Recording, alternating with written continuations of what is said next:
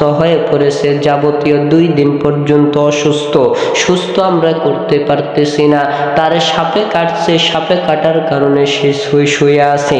আমরা এখানে একটু মন্ত্র পাঠ করতেছি যাতে করে আমাদের ওস্তাদকে আমরা সুস্থ করতে পারি। আবু সাইদ খুদরি ডাক দে বলে, দুনিয়ার মানুষ, সারাদিন পর্যন্ত যদি মন্ত্র পড়তে থাকো, এই মন্ত্র দ্বারা তোমাদের ওস্তাদ কখনো ভালো হবে না, তোমাদের নেতা কখনোই ভালো হবে না।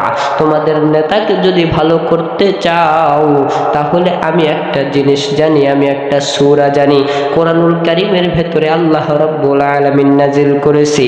এই সূরাটা পাঠ করিয়া আমি তোমাদের নেতাকে সুস্থ করতে পারবো। বিনিময়ে আমাদেরকে একটু খাবারের ব্যবস্থা করে দিতে হবে। সমস্ত মানুষেরা খাবার দেওয়াতে